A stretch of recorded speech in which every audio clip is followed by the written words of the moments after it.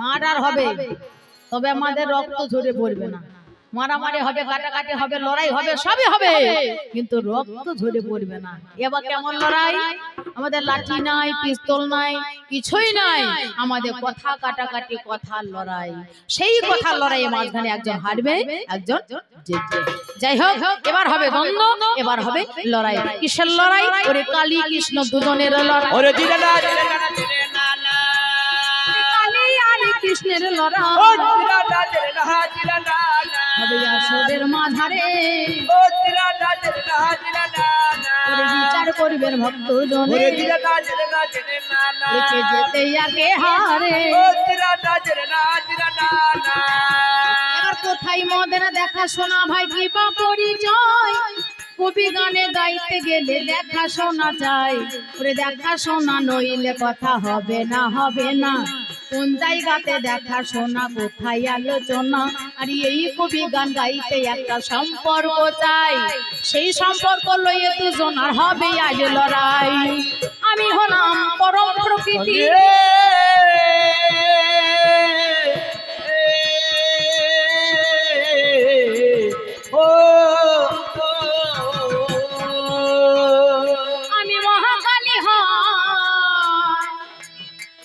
কৃষ্ণের সঙ্গে আমার দেখা কোন জায়গায়? আমার বিপক্ষ পাল্লাদারে যেজন হয়ে গেল, যত্ন করি আপনাদের আসরে আসিল। দেখাশোনা করে গেছে আমি শুনতে পাই, নিধু মনে একদিন কৃষ্ণ কালী হয়। ওই জায়গায় দুজনেরই দেখাশোনা হলো। একদিন রাধা রানী কি কর্ম করিল, যত গোপী সঙ্গে লইয়ে ও যে নিধু বনে যায়। ঋতু বনে গিয়ে তিনি কি কর্ম করায়? সুন্দর করে কুঞ্জদা কষা যাইয়া দিল, ভগবান কৃষ্ণকে আহ্বান জানালো। ভগবান শ্রীকৃষ্ণ করিল গমন, আজ রাধা রানী সম্মুখেতে দিল দর্শন। একদিকে রাধা আর কৃষ্ণ জানি হয়, দুজনেতে দুইজন পাশাপাশি রয়। দুজনেতে প্রেমালামে যত মত্ত হলো, রাধা কৃষ্ণ আকাশনে যখনই আসিল। এহেন সময়ে জানি বৃন্দাবনে হায়, একদিকে রাধা রানী কি কর্ম করয়, আর জটিলার কুটিলার ঘরে বসত করে। আজ শান্তি নাই দেখো রাধা রানীর ঘরে। রাধা রানী যে ঘরে বাস করে সেই ঘরে কোনো শান্তি নাই, অশান্তির ঘরে। একদিকে ডাকান, একদিকে একদিকে, এইদিকে মানুষ ডাকায় না, একদিকে ডাকান। অশান্তির ঘরে বাস করে, একদিকে জটিলা, একদিকে কুটিলা। জটিলা হচ্ছে শাশুড়ি মা, কুটিলা হচ্ছে মা গো ননদী। শাশুড়ির ক্ষমতা বাঘের মতো, আর ননদীর ক্ষমতা নাগের মতো। এ জগতের মাঝখানে কোন শাশুড়ি ভালো হয় না। হয় গো, হয়? কোন শাশুড়ি ভালো হয়? যতই ভালো হোক, যতই শাশুড়ি বৌমাকে মেয়ের মতো ভালোবাসে, যদি বলতে যাই তো শাশুড়ি কেমন ভালোবাসে, বাসে মোটামুটি, তবু বলবে না যে খুব ভালোবাসে। হ্যাঁ, যা যা যা বাবা যা, তবু বলবে না যে আমাকে খুব ভালোবাসে, বাসে তবে মোটামুটি বাসে। হ্যাঁ, তাহলে রাধা রানীর শাশুড়ি সে ছিল বাঘের মতো। একটা বাঘকে দেখে যে মানুষ যেমন ভয় পায়, ঠিক সেই রকম তার অবস্থা ছিল। একটা বাঘ, একটা নাগ। কুটিলা হচ্ছে নাগিনী, আর শাশুড়ি হচ্ছে বাঘিনী, ননদী নাগিনী। ননদী ননদী ননদী ননদী, নয় নদী। এই নয় নদীকে যেজন জয় করতে পারে সেই জন্য কৃষ্ণকে পেতে পারে। বাবা বাবা, দেহের মাঝখানে জানি নবদারে রয়, একে বলে নয় নদী, কার জানা নয়। এই নয় নদীকে সে জয় করেছিল, তাইতে আমার রাধা রানী ভগবানকে পেল। পাগল রে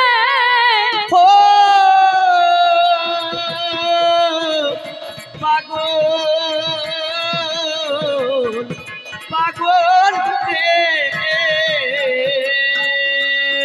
সেই শাশুড়ি এবং ননদীর জ্বালাকে উপেক্ষা করে তিনি নিধুবনে এসেছিলেন ভগবান শ্রীকৃষ্ণের সঙ্গে সাক্ষাৎ করবার জন্য। এদিকে ননদী তিনি কি কর্ম করিল, ঘরে আছে বউ রানী কে জানে না বলো।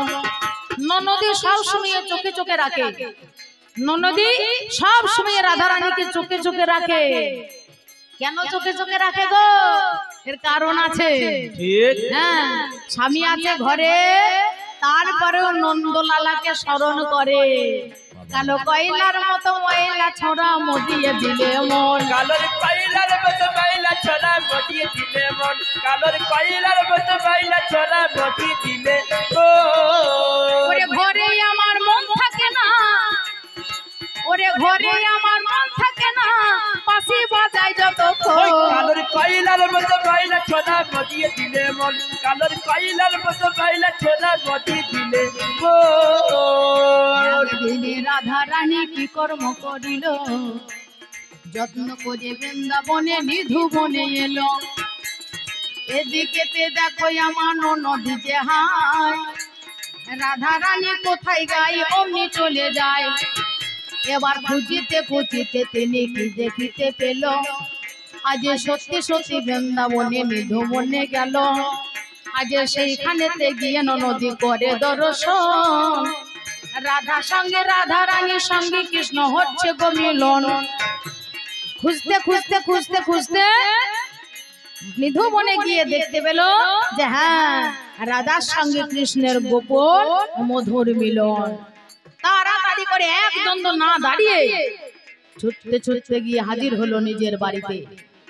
আয়ান ঘোষের কাছে গিয়ে করে নিবেদন, শোনো শোনো দাদা আমি বলে যাই এখন। আয়ান ঘোষকে গিয়ে বোন বলছে, দাদা তুমি চলো শিগগিরই, আমি দেখাবো তোমাকে। কি দেখাবি? আমাদের ঘরের বউ রাধা রানী কোথায় আছে দেখবে, চলো। কোথায় আছে? তো বাড়িতে আছে। না, বাড়িতে নেই।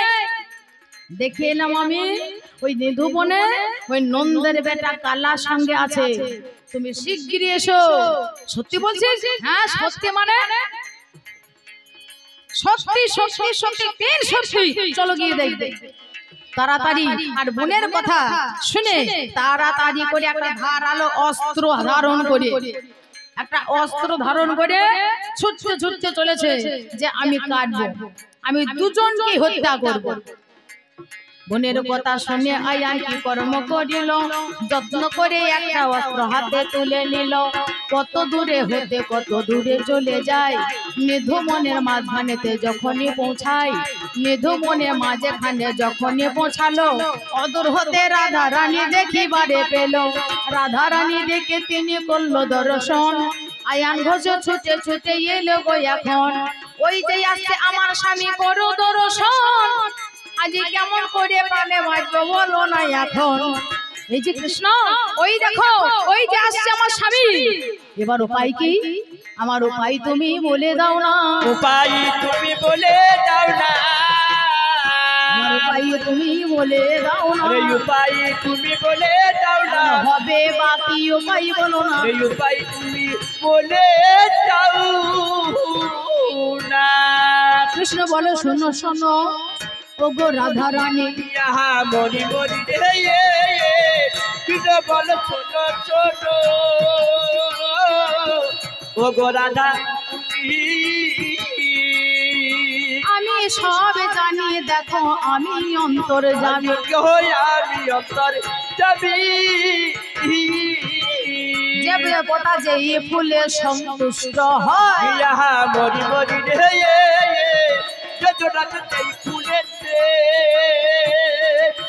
সন্তুষ্ট হয়, সেই ফুল দিয়ে তারে পূজা দিতে হয় গো, পূজা দিতে হয়। রাধা রানী আমি জানি কার কি ওষুধ লাগবে, যে দেবতা যে ফুল দিয়ে সন্তুষ্ট হয় তাকে সেই ফুল থেকে পূজা করতে হয়।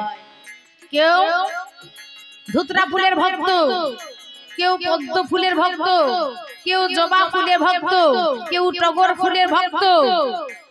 তাহলে তুমি হলে কৃষ্ণ ভক্ত, তুমি হলে শ্যামে ভক্ত ভবেরি বাজারে, ইহা মরি মরি রে তুমি হলে ভক্ত ভবের বাজারে। তোমার শ্যামা ভক্ত দেখো বিচার করে ওরে গো দেখো বিচার করে আজ শ্যামার শ্যামা কালী একাকারে হবে লইয়া মরি মরি রে শ্যামার শ্যামা কালী একাকারে হবে আজ শ্যামা দেখো শ্যামা হয়ে যাবে গো শ্যামা হয়ে যাবে এই বলে ভগবান কৃষ্ণ কি কর্ম করিল যত্ন করে তিনি দেহ ধারণ করিল তিনি তার চূড়া ধরা বাঁশি গুঞ্জা পিত ধরা সমস্ত কিছুকে ত্যাগ করে দিল মনোমালা পরিবর্তে সে মনোমালা ধারণ করলো কাকে স্মরণ করে আদ্যাশক্তি মহাকালীকে স্মরণ করিল পূর্ণমাসী যোগ মায়াকে জানে না গল আদ্যাশক্তি মহামায়া তিনি আবির্ভূত হয় যোগ মায়া স্বরূপেতে সবই পেয়ে যায় হাতের বাঁশি দেখো তিনি অমনি ছেড়ে দিল বাঁশি ছেড়ে ভগবান কৃষ্ণ অসিজে ধরিল গলের মন্নমালা তিনি ধারণ করয় বনমালা তিনি দেখো অমনি ছেড়ে দেয় পরনের পিত ধারায় অমনি ছেড়ে দিল পরের বেড়ায় অমনি দেখো ধারণ করিল এই বাড়ি কৃষ্ণ তখন কি কর্ম করয় কালী রূপে সেজে তিনি ধারাইয়া যায় ওই রূপে রাধারানী তিনি দর্শন করিল পায়ের কাছে বসিয়া পড়িল পায়ের কাছে বসে বসে কি দেখিতে পাই রাধারানীর সময়ে কালী পূজা দেয় এই রূপে কালী পূজা যখন দিয়ে গেল আয়ান ঘোষ তিনি ছুটতে ছুটে এলো আবির্ভূত হয়ে আয়ান ঘোষ দেখতে পাই আজ নিধুবনে আমার গো কালী পূজা দেয় দেখে হরষিত হলো দেখে হরষিত হলো শ্যাম শ্যামা একাকারে হলো দেখে হরষিত হলো ওরে শ্যামী একদিন শ্যামা সাজিল শ্যাম এখন শ্যামা সাজিল ওরে কৃষ্ণ একদিন কালী হলো কৃষ্ণ একদিন কালী হলো দেখাশোনা হয়ে গেল হরিবল হরিবল হরিবল হলো ধ্বনি হলো ধ্বনি গেল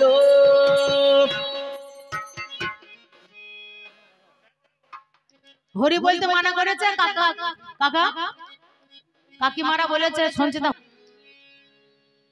আমাদের দুজনের মাঝখানে ওরে এই জায়গাতে আলোচনা ওরে জিরা না জেরে না জেরে না না ওরে এই জায়গাতে আলোচনা ও জিরা না জেরে না জিরা না না আমাদের দেখাশোনা ও জিরা না জেরে না জিরা না না এই আলোচনা বাড়াইতে গেলে ওরে জিরা না জেরে না জেরে না না জিজ্ঞাসা রাখতে হয় ও জিরা না জেরে না জিরা না না আলোচনা করে গেছে এই আলোচনাটাকে বাড়ানোর জন্য আমার পাল্লাদার আমাকে এই মহাকালীকে কিছু জিজ্ঞাসা বা দাবি রেখে গেছে প্রথম নাম্বারের দাবি গো দাবি গো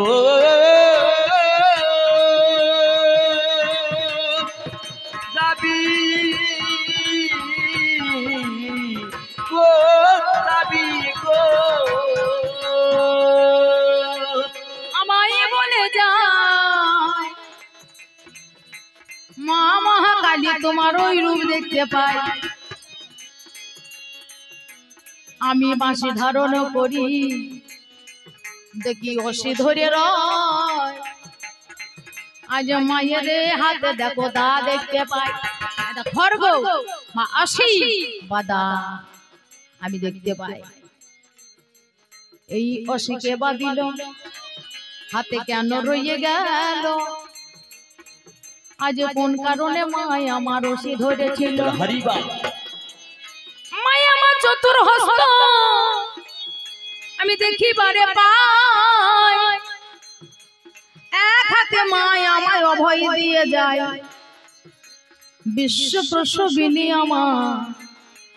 আমার মা জননী আজ অসি কি ধরতে পারে ওই মা জননী ওই অসি দিয়ে দেখো ওরে দেখো কি বা হয় ওই অসি দিয়ে মানুষকে বধ করা যায় কিন্তু যে মা জন্ম দেয় সেই মা কি বধ করতে পারে তাই অসি ধারণ করে মা দাঁড়াইল তরে অসিটা কখন ধারণ করে, কেনই বা ধারণ করে? সঙ্গে সঙ্গে আর এক হাতে মাইয়ে দেখিবারে পায় একটা কাটা মুন্ডু লইয়ে মাথা দাঁড়াইয়া যায়। এক হাতে দিয়ে মাগো আশীর্বাদ করে, আশীর্বাদ দিচ্ছে, অভয় দিচ্ছে, আর এক হাতে অসি ধরে দাঁড়িয়ে আছে। ডান হাতে অভয় দেয়, বাম হাতে অসি রয়, এক হাতে মিষ্টান্ন ধরে দাঁড়াইয়া রয়। জীবকে দেবার তরে এক হাতে কাটা মুন্ড লয়ে দাঁড়াইল পরে। এই তো 4 হাত, তাই না?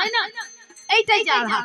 এক হাতে অভয় দেয়, আর এক হাতে খড়া হয়ে দাঁড়িয়ে থাকে, আর এক হাতে মিষ্টান্ন ধরে থাকে, আর এক হাতে দৈত্যের কাটা মাথা। কোন সাধুর কাটা মাথা নয়, ভালো করে লক্ষ্য করবেন, একটা দৈত্যের কাটা মাথা। নামে যার করাল দৈত্য, তার মাথা কেটেছিল, যত্ন করে তার মাথাটা এই হাতে ধরেছিল। বাদ বাকি যত মাথা তার গলায় পড়ে রয়। আজ মায়ামা মন্ডমালা বর্ণমালা গলেতে ধরয়। সেই দৈত্যের মাথা হাতে ধারণ করিল। আজ মায়ের কাছে মরার সময় মাথা কাটা মাথা তিনি বলে গেল, আমায় হাতে তুমি করিবে ধারণ, যত্ন করে আমি তোমায় করিব পূজন। তাই করাল দৈত্যে মাথা মাকে হাতেতে ধরিল, যত্ন করে খড়গ মাতো হাতে তুলে নিল। অবশ্যই মায়ের সঙ্গে যুদ্ধে যেজন যাবে, আর মায়ের সঙ্গে যুদ্ধে গিয়ে অবশ্যই দিবে, অবশ্যই তাকে মরতে হবে, অবশ্যই তাকে মরতে হবে। মায়ের সাথে যুদ্ধে যাবে, অবশ্যই তাকে মরতে হবে। অর্জুন মহাজন একটা কলম দিয়েছে, কি জানেন? ওরে সাধন সমরে বলি বারে বারে, যাস না রে মন পতন হবার তরে। সাধন সাগরে বলি বারে বারে, যাচ্ছি না রে মন পতন হবার তরে। সাধন সাগরে বলি বারে বারে, যাচ্ছি না রে মন পতন হবার তরে। সাধন সাগরে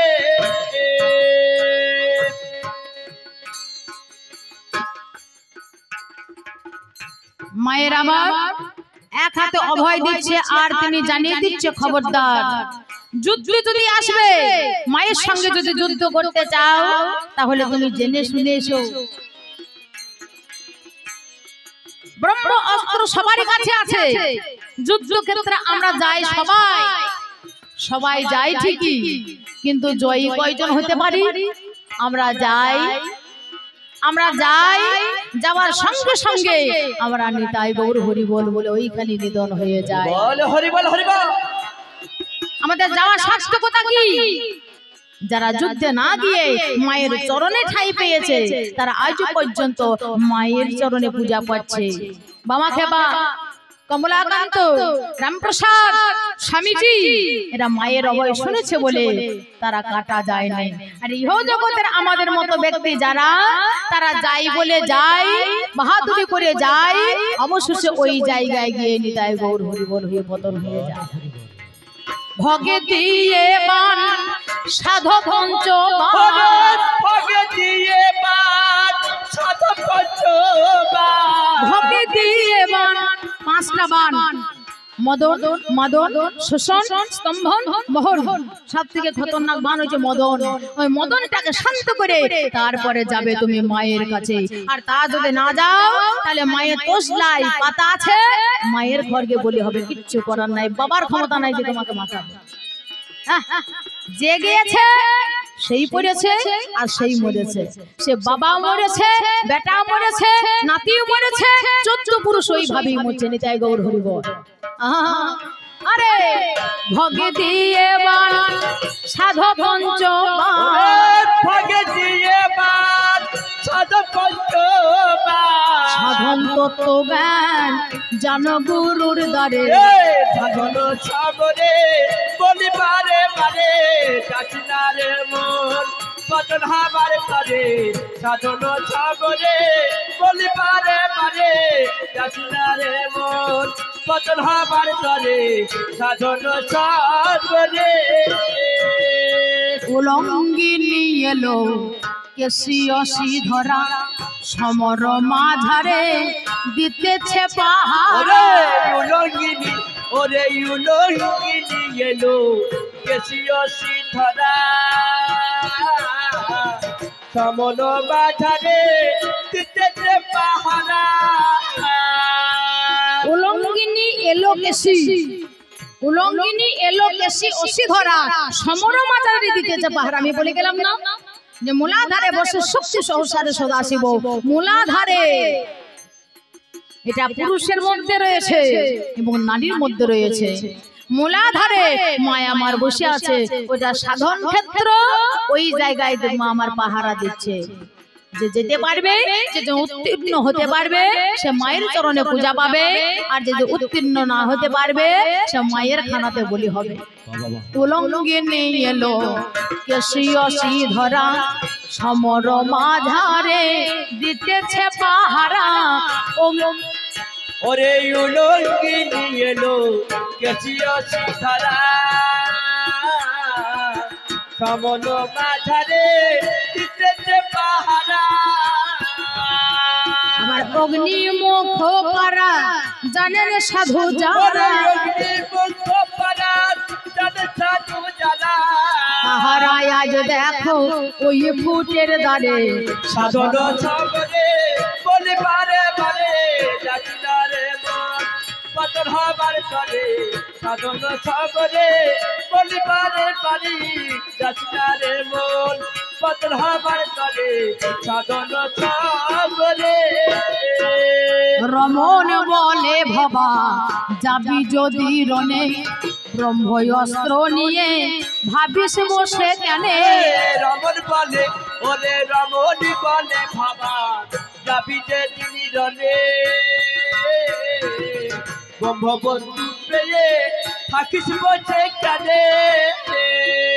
কর ধর্মের পথে মতি সামনে রেখে সতী, ধর্মের পথে মতি সামনে রেখে সতী, কত ধর্মের পথে মতি সামনে রেখে সতী, সতীর কাছে শক্তি নাও সাধন করে সাধন সাগরে বলিবারে বারে যাচ্ছি না রে মন পতন হবার করে সাধন সাগরে বলিবারে বারে যাচ্ছি না রে মন পতন হবার করে সাধন সাগরে। তাইতে আমার মা জননী ওই রূপ হইয়ে দাঁড়াইল।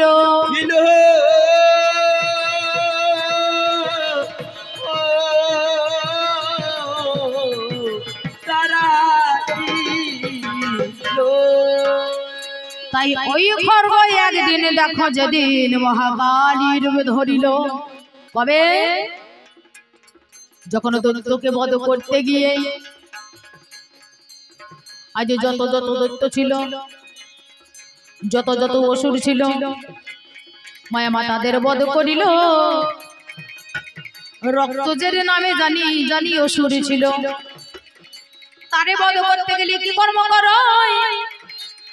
আরে যত মারে যত কাটে রুদির ধারা ভূমিতে পড়ে যায়, যতটা রক্ত ভূমিতে এসে পড়ছে তত তত অসুরের সৃষ্টি হয়ে পুনরায় মায়ের সঙ্গে রণাঙ্গনে যাচ্ছে। এই বাড়িতে মাই আমার কি কর্ম করিল? মনে মনে মাই আমার ভাবিতে লাগিল, এইভাবে তো অসুর নিঃশেষ করা যাবে না, করি কি উপায়? মা জননী আমার দাঁড়াইয়া রয়, চিন্তা করে পাই না মাতা কেমনে বধ করিবে। অবশ্য এই কথা মা দাঁড়াইয়ে মনে মনে ভাবে, মাই আমার বড় ক্লান্তি, তার ললাট হতে এক ফোঁটা ঘামে ঝরে যায়, সেই ঘামে নিয়ে অদূরেতে নিক্ষেপ করয়। তাহা থেকে একে শক্তি জন্ম দিয়ে দিল, নামে যারা মহাকালীকে জানে না বলো। 10 বাহু থেকে সেজন্য চতুর্বাহু হয়, চতুর্বাহু বিশ্ব মাতা দাঁড়াইয়া রয়, 4 বাহু লইয়া মাতা দাঁড়াইয়া গেল। সেই দিনে ব্রহ্মদেবে কি কর্ম করিল, যত্ন করে তারই অস্ত্র করিল ধারণ। সেই অস্ত্র মাই আমার করিল তখন, সেই অস্ত্র ধারণ করে কি কর্ম করিল, সেই রক্ত জেরিকে বধ করিতে গেল। এক এক করে তাদেরকে বধ করে দেয়, রক্ত ধারা ভূমিতে দেখো না পড়িতে দেয়। লহ লহ জিহ্বা বাহির করে হাই, আর এই যত্ন করে তারে দেখো পান করে যায়। তার মুন্ডগুলোকে দেখো গলাতে পড়িল, হাতগুলো কোমরের মধ্যে পড়ে গেল, আর শরীরগুলোকে যে হাই প্রয়াগের মধ্যে দেখো অমনি ফেলে দেয়। প্রয়াগের মধ্যে শরীরগুলো ফেলে দেয়, আর রুধির ধারা লহ লহ জিহ্বা বাহির করে পান করে, আর তার মুন্ডগুলোকে গলায় মধ্যে পড়ে। যত যত দৈত্য ছিল এবার নিঃশেষ হইল। দৈত্য নিঃশেষ হয়ে যাবার পরে জানি ভালো মা আমার হয় না ক্ষান্ত, যারা দেখতে পাই এই রূপে মাই আমার তারে কেটে যায়। 33 কোটি দেবতারে দল এরা ভয়ে ভীত হলো, কেমন করে মাকে ক্ষান্ত করাইবে বলো। ব্রহ্মা বিষ্ণু মহাদেব সবাই ভয়ে ভীত হয়ে গেল। সবাই মিলে এসে নারায়ণকে বলো, হে নারায়ণ উপায় কি রক্ষা করো। নারায়ণে তাকে দেখো ক্ষান্ত করতে যায়, আজ নারায়ণের উপর দিকে খড়গ চালাইতে যায়। মাই আই দিকে নারায়ণে বেঁচে পালাইল। অবশেষে মহাদেবকে বলিতে লাগিল, হে দেবাদিদেব একমাত্র তুমিই পারো আমাদেরকে রক্ষা করতে, রক্ষা করো দেবাদিদেব, তুমি রক্ষা করো। দেবাদিদেব তিনি চিন্তা করল, আমি তার স্বামী, আমি যদি তার সামনে গিয়ে দাঁড়াই, আমার নয়নে তার যদি নয়ন পড়ে, তাহলে হয়তো মা ক্ষান্ত হতে পারে তোমাদের। এই কথা চিন্তা করে ভোলানাথে যায়। ত্রিশূল হাতে দিদি দাঁড়াইয়া রয়। ত্রিশূল ধরে যখন দাঁড়াইয়া গেল, অদূর হতে খড়গ হাতে ছুটিয়া আসিল। অদূর হাতে খড়গ হাতে ছুটি এসে যায়। আজ ভোলানাথকেও তিনি রক্ষা পাবে নাই। ভোলানাথ চিন্তা করলো, আমাকেও আর রাখবে না, আমাকেও রাখবে না। একটাই মাত্র উপায় আছে, আমি যদি চরণ তলে শুয়ে পড়ি। কোনো দিকে না ভেবে ভোলানাথ কি কাজ করিল, ওই ভূমির উপরে শুইয়া যে পড়িল। আজ ভূমির উপরে যখন শুয়ে যে পড়িল, মা আমার দূর হতে ছুটে ছুটে এলো। মায়া আমার লক্ষ্য তো নিচের দিকে নয়, মায়া আমার লক্ষ্য তো উপরের দিকে। নিচের দিকে না তাকিয়ে দেখিবারে পাই, কত দূরে হতে কত দূরে চলে যাই। এই রূপে না তাকিয়ে না দেখিতে পেল, অবশ্যই শিব দেখো শুইয়া পড়িল। সেই শিবের বুকে যখন পাড়াইয়া দেয়, আরে ওই রূপেতে দাঁড়িয়ে জীবে বাহির করে দেয়। আজও পর্যন্ত দাঁড়াইয়া আছে, আজও পর্যন্ত দাঁড়াইয়া আছে। ওরে বাবার বুকে মা দাঁড়াইয়া আছে, বাবার বুকে মা দাঁড়াইয়া আছে। আজ সেই দিন থেকে যে পার হইয়াছে, বাবার বুকে মা দাঁড়াইয়া আছে। অনেকে বলে ছিছি লজ্জা লাগে না, ছিছি শরম লাগে না, ল্যাংটা হয়ে বাবার বুকে দাঁড়িয়ে আছে মা। ছিছি লজ্জা লাগে না, মা তোর শরম লাগে না, ল্যাংটা হয়ে বাবার বুকে দাঁড়িয়ে আছে না। আসল তত্ত্ব সেইটা নয়, আসল তত্ত্ব এইটা। এই কারণে বাবার বুকে দাঁড়াইয়া রয়, শোনয় আমার পাল্লাদারে তোমারে জানাই। বলিতে বলিতে আটা করে জিজ্ঞাসন, শেষের প্রশ্ন করে আমায় গেল গো এখন। মা মা মহাকালী দেখিবারে পাই, গায়ের রংটা তোমার কেন এমন হয়ে যায়। গায়ের রঙে কালো হলো কোন কারণে হাই, ভাবের কথা তোমার কাছে আমি বলে যাই। শোনয় আমার পাল্লাদারে গুণের গুণধন, আরে গায়ের রঙে কালো দাঁতে সাদা বলি গো এখন। আমার গায়ের রং কেন কালো হয়েছে, গায়ের রং কেন কালো হয়েছে, আমার কালী মা কলঙ্ক মুছে দিয়েছে। গায়ের রং কেন কালো হয়েছে। কি বলিব ভাবের কথা, করি নিবেদন। ইহা মরি মরি রে কি বলিব ভাবের কথা করি নিবে তো মায়ের জিভ লাল দাঁত সাদা অঙ্গ কালো হয় এখন। ওরে গো কালো হইয়া সমস্ত কালকে সমস্ত কলঙ্ককে সমস্ত কালকে যে কলন করে তিনি হচ্ছে মা কালী। মায়ের দাঁতটা সাদা, জিহ্বা বাহির হয়ে আছে, জিভের সঙ্গে সঙ্গে দাঁত বেরিয়ে আছে। দেখবেন আপনি যদি পান খান, পানের খয়েরের লালে জিভ লাল হবে, দেখবেন দাঁতও লাল হবে। আপনি যদি একটা লাল চকলেট খান, জিভটা লাল হবে, সঙ্গে দাঁতটাও লাল হবে। কিন্তু ওই মা লহ লহ জিহ্বা দিয়ে রক্ত পান করছে জিভে, আর একদিকে জিভটা লাল হয়ে আছে, দাঁতটা সাদাই হয়ে আছে, দাঁতের রং এক ফোঁটা লাল হয়নি। মায়া আমার তিনটে গুণের প্রতীক, সত রজ তম। শতগুণের প্রতীক, রজগুণের প্রতীক, তমগুণের প্রতীক। মামা সৃষ্টি করতে পারে, মামা জন্ম দিতে পারে, মামার পেটে ধরতে পারে, পেটের মধ্যে পালন করতে পারে, আবার জন্ম দেওয়ার পরে মামার পালন করে। রজগুণে সৃষ্টি হয়, রজ যদি না হয় তাহলে সৃষ্টি হবে না। যে নারী রজ আছে সেই নারী জন্ম দেবার অধিকার আছে, যে নারী কোনো রজ নেই সে নারীর জন্ম দেওয়ার ক্ষমতা থাকে না। তাহলে রজগুণে মামা সৃষ্টি করে, তা আমার মামার লালের প্রতীক, জিহ্বাটা লাল, জিহ্বাটা লাল। মামার সংকেত দিচ্ছে জিহ্বা লাল, জিহ্বা বাহির হয়েছে।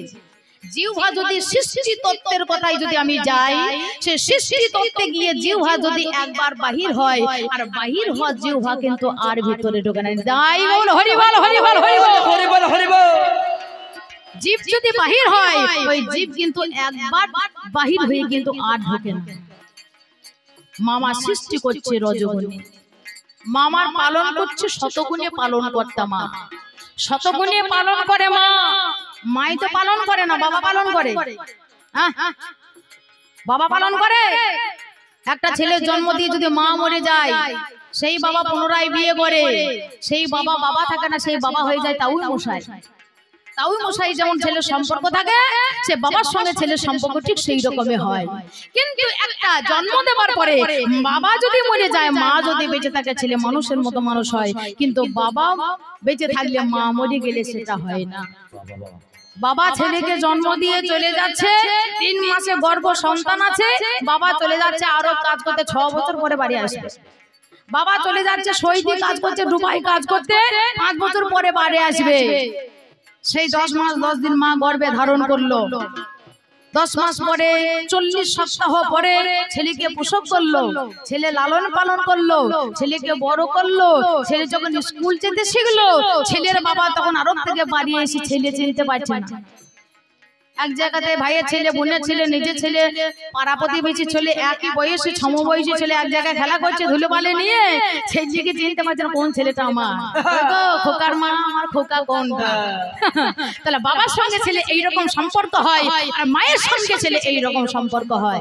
যতখানি কথা মায়ের কাছে সাপোর্ট করে একটা ছেলে বটে, একটা মেয়ে বটে, বাবার সঙ্গে সেই সাপোর্টটা করে না। লক্ষ্য করবেন, আমার কথাটা মিলিয়ে দেখবেন। তাহলে মামার শতগুণে পালন করে যায়, আবার কখনো মামার তমগুণে সংহার করে যায়। তমগুণে মাই আমার সংহার করে যায়, কালো দেখো কালী মাকে নাশ করে যায়। দস্যুর দমনে আরে সৃষ্টির পালন, এই কারণে মাই আমার হলো আগমন। সেই কারণে কালোই আমার তম নাশে করে, রজই আমার লাল রঙে তিনি সৃষ্টি করে। দাঁত সাদা তিনি দেখো পালন করে যায়, শোনোই আমার পাল্লাদারে তাইতে এই রং হয়, তাইতেই আমার এমন গতি ভবেরই বাজারে। শোনোই আমার পাল্লাদারে বলি গো তোমারে, এই তো তোমার কথা জবাব কথাই মিটে যায়। শোনোই আমার পাল্লাদারে আমি বলে যাই, তোমার যাহা বলার ছিল আমার বলা গেল, এবার তোমায় আমি কিছু জিজ্ঞাসা করি ভালো। তোমার যা বলার ছিল আমার ক্ষুদ্র তো জ্ঞান ভান্ডার খুলে দিয়ে আমি তোমাকে নিবেদন করে গেলাম অল্প সময়ের শর্টকাটের মধ্যে দিয়ে। হ্যাঁ, এবার আমি তোমাকে কিছু দাবি বা জিজ্ঞাসা রেখে যাই। জিজ্ঞাসা রেখে যাই, কিছু দাবি রেখে যাই, দাবি রেখে যাই। আমার কৃষ্ণের কাছে আমি এখানে দেখো রেখে যাই গো। তার সঙ্গে আমার সম্পর্ক ভালো। কিরকম সম্পর্ক? সে আমার স্বামীকে বাবা বলে, আমার স্বামী তাকে বাবা বলে। হ্যাঁ, আমার স্বামী দেবাদিদেব মহাদেব, মহাদেব কৃষ্ণকে বাবা বলে। কেন? তিনি হচ্ছে জগৎ পিতা। হ্যাঁ, তিনি হচ্ছে জগৎ পিতা, আর জগৎ পিতা মহাদেবকে বাবা বলে রাখে। তিনি হচ্ছে দেবাদিদেব মহাদেব, দেবের আদি দেব, তাকে বাবা বলে, আর আদ্যা শক্তি মহামায়াকে মা বলে রাখে। তাই আমাকে মা বলে, আর সে আমার সন্তানের মতো, আর আমি হলাম তার মায়ের মতো। হ্যাঁ, তাই আমিও তোমাকে কিছু দাবি বা জিজ্ঞাসা রেখে যাই। প্রথম নম্বরের দাবি, দাবি গো